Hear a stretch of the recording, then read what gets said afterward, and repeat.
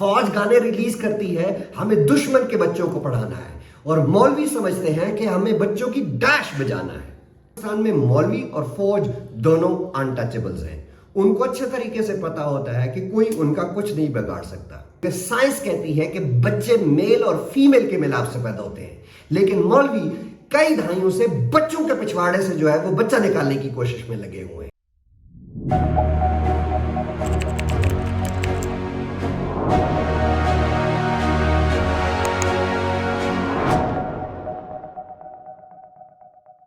Hello دوستو، کل میری نظر سے ایک تصویر گزری جس میں ایک لال رنگ کی داڑھی والا ملا ایک 10-12 سالہ بچے کو صوفے پر لٹا کر اس کے پچھواڑے کے راستے سے اس کو دین پہنچا رہا ہے، اور دوسرا مولوی اس کی فوٹوز بنا رہا ہے۔ مولوی اتنا تجربہ کار ہے کہ ایسا کام کرتے ہوئے بھی اس نے اپنے سر سے ٹوپی نہیں گرنے دی۔ تصویر سوشل میڈیا پر وائرل ہوئی تو پاکستانی سوشل میڈیا دو حصوں میں تقسیم ہو گیا۔ پاکستانی لبرلز اور مذہبی طبقہ میں بحث شروع ہو گئی۔ ہوا کچھ یوں کہ یہ تصویر جب وائرل ہوئی تو دعویٰ کیا گیا کہ یہ مولوی جمعیت علماء اسلام سے تعلق رکھنے والے عظیم سومرو ہیں، جبکہ مذہبی طبقہ نے اس بات کو جھٹلانے کی کوشش کی کہ یہ کوئی سکول ٹیچر ہے۔ خیر، میری ایکسس FIR کی رپورٹ تک تو ہو گئی تو اس سے کنفرم ہوا کہ یہ عظیم سومرو ہی ہے۔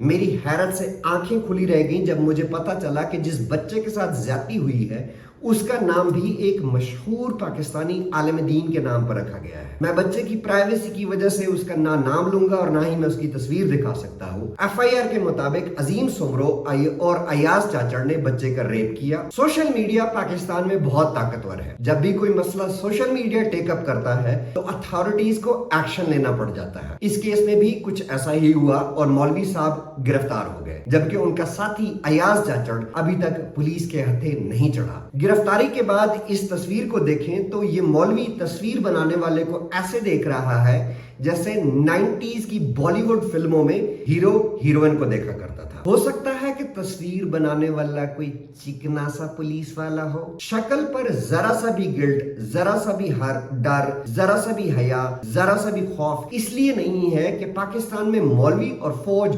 دونوں انٹچیبلز ہیں۔ ان کو اچھے طریقے سے پتا ہوتا ہے کہ کوئی ان کا کچھ نہیں بگاڑ سکتا۔ فوجی ملک کا ستیہ ناش کر رہے ہیں اور مولوی بچوں کا۔ پاکستان میں بچوں کا ریپ کرنے کی آگ خیبر سے کراچی تک اور کراچی سے لاہور تک ہر طرف لگی ہوئی ہے۔ یہ آگ صرف مدرسوں تک لیمیٹڈ نہیں ہے۔ پاکستان میں مدرسوں میں کتنے بچے ریپ ہوتے ہیں اس کے سٹیٹس تو اویلیبل نہیں ہیں، لیکن ایک غیر سرکاری NGO کے مطابق پاکستان میں ہر روز 12 بچے ریپ کا شکار ہوتے ہیں، اور ریپسٹ زیادہ تر قریبی رشتہ دار، ریلیٹیوز یا ٹیچر وغیرہ ہوتے ہیں۔ مولوی اکثر سائنس کو غلط سمجھتے ہیں اور اس لیے یہ کام بھی شاید سائنس کو غلط ثابت کرنے کے لیے کر رہے ہوں، کیونکہ سائنس کہتی ہے کہ بچے میل اور فیمیل کے ملاپ سے پیدا ہوتے ہیں، لیکن مولوی کئی دہائیوں سے بچوں کے پچھواڑے سے بچہ نکالنے کی کوشش میں لگے ہوئے ہیں۔ فوج گانے ریلیز کرتی ہے ہمیں دشمن کے بچوں کو پڑھانا ہے اور مولوی سمجھتے ہیں کہ ہمیں بچوں کی ڈیش بجانا ہے۔ کیا حکومت اس بارے میں کچھ کر رہی ہے؟ تو سیدھا سا جواب ہے کچھ نہیں کر رہی۔ پاکستان میں 2018 میں زینب انصاری جو کہ ایک 8 سال کی بچی تھی، اس کا جب ریپ ہوا تو پورا ملک کھڑا ہو گیا، جگہ جگہ احتجاج ہوئے۔ ایسا لگتا تھا کہ آج کے بعد سے جو ہے وہ کوئی بچہ ریپ نہیں ہوگا، پوری قوم افسردہ تھی، پوری قوم کھڑی ہوئی تھی۔ لیکن کیا اس کا کوئی نتیجہ نکلا؟ اس کا نتیجہ یہ نکلا کہ ملزم قاری عمران پکڑا گیا اور سپیڈی جسٹس کے ذریعے قاری عمران کو پھانسی دے دی گئی۔ لیکن کیا پھانسی یا موت کی سزا جرائم کو روکتی ہے؟ تو سیدھا سا جواب ہے ہرگز نہیں۔ اگر موت کی سزا سے کرائم رکتے تو زینب انصاری کے بعد کوئی بچی یا کوئی بچہ کبھی نہ ریپ ہوتا نہ قتل ہوتا۔ لیکن آپ کو یہ جان کر بڑی حیرت ہوگی کہ زینب کے واقعے کے بعد اور آئے دن کوئی نہ کوئی واقعہ رپورٹ ہونے لگا، بچے اغوا ہونے لگے، اور ہر دوسرے تیسرے دن بعد ان کی ریپ زدہ لاشیں ملنے لگی۔ زینب والا سارا معاملہ ابھی لائم لائٹ میں تھا اور اس دوران عمران خان کی حکومت آ گئی۔ عمران خان کی حکومت نے بھی اس معاملے کو بہت ٹیک اپ کرنے کی کوشش کی۔ پارلیمنٹ میں زینب الرٹ بل لایا گیا اور عمران خان نے کوشش یہ کی کہ ریپ کے مجرم کو پھانسی کی بجائے کیمیکل یا سرجیکل کاسٹریشن کی سزا دی جائے، مطلب ایسا کرنے والے کی نونوں کاٹ دی جائے या सारी जिंदगी के लिए नामर्द बना दिया जाए। बहुत कोशिश करने के बावजूद इमरान खान ये सजा कानून का हिस्सा न बना सके। शायद जून 2021 में एक और वाकया वायरल हुआ जिसमें दारुल उलूम देवबंद के मुफ्ती अजीजुर रहमान ने एक बच्चे को अपनी हिवस का निशाना बनाया और ये वाकया भी सोशल मीडिया ने ही टेकअप किया। मुफ्ती साहब मियां वाली से गिरफ्तार हुए और मुफ्ती साहब ने उल्टा बच्चे पर इल्जाम लगा दिया कि बच्चे ने चाय में कोई नशा आवर चीज मिलाई और फिर इसलिए ये सारा कुछ हुआ। बस फिर क्या था, पूरे मुल्क में तूफान उठा और हर कोई मुफ्ती साहब को मासूम साबित करने में लग गया। मुफ्ती साहब को मासूम साबित करने की बहुत सारी वीडियोस वायरल हुई, उनमें से एक आपको भी दिखाता हूं। कोई गलती हो गई तो अवाम ने उनसे कटना नहीं है, क्यों? इंसान है वो।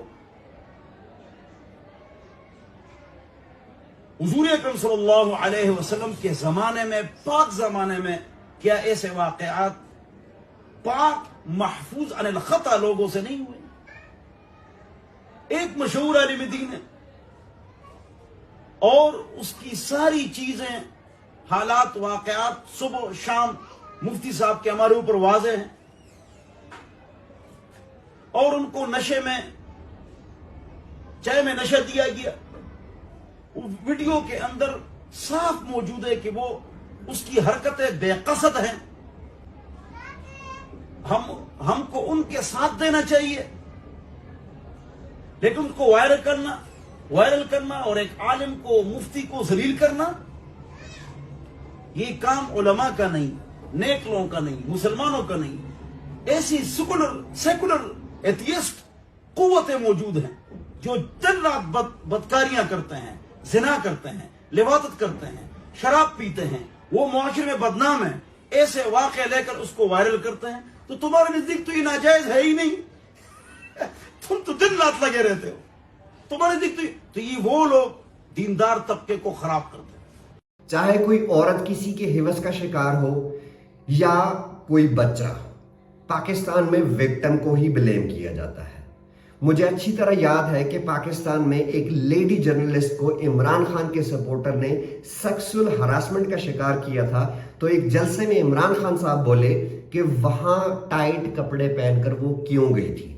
उसके बाद पाकिस्तान में एक मोटरवे रेप का पिछले ही साल एक केस इंसिडेंट हुआ, तो आईजी साहब बोले वो आधी रात को औरत सड़क पर गाड़ी क्यों चला रही थी। हमेशा से ही ऐसा होता है पाकिस्तान में और हमेशा ही विक्टिम को ब्लेम किया जा रहा होता है। मदरसों की बात कर रहे थे तो इस वक्त पाकिस्तान में 50,000 से ज्यादा मदरसे हैं और एक अंदाजे के मुताबिक 50 लाख के करीब बच्चे इन मदरसों में पढ़ रहे हैं और किसी एक मदरसे में भी कोई इस तरह का निजाम नहीं है जहां बच्चों से ज्यादती करने वालों को सजा दी जा सके या बच्चों को प्रोटेक्ट किया जा सके। लेकिन सवाल ये पैदा होता है कि इतने बच्चे मदरसे जाते ही क्यों हैं? तो इसका जवाब भी हमें कुरान और हदीस से मिल जाता है। जब हम पढ़ते हैं वल्लाहु खैरुर राज़िकीन, मतलब अल्लाह सबको रिज्क देने वाला है, और दूसरा जब हम ये पढ़ते हैं कि हर नफ्स अपना रिज्क लेकर पैदा होता है, इस तरह की कई आयतें और कई हदीसें मौजूद हैं। अगर इस्लाम के मुताबिक हर शख्स अपने हिस्से का रिज्क लेकर पैदा होता है तो लोग अपने बच्चों समेत भूख और रिज्क ना होने की वजह से खुदकुशियां क्यों करते हैं? अगर हर शख्स अपने हिस्से का रिज्क लेकर पैदा होता है तो हर साल लाखों बच्चे भूख की वजह से मर क्यों जाते हैं? इस्लाम जहां बाकी जिंदगी के एस्पेक्ट्स को बर्बाद करता है तो इस मामले में भी सारा कसूर इस्लाम का ही है। मोहम्मद बोलेगा कि ज्यादा बच्चे पैदा करने वाली औरतों से निकाह करो तो मोहम्मद की उम्मत बच्चे ही पैदा करेगी।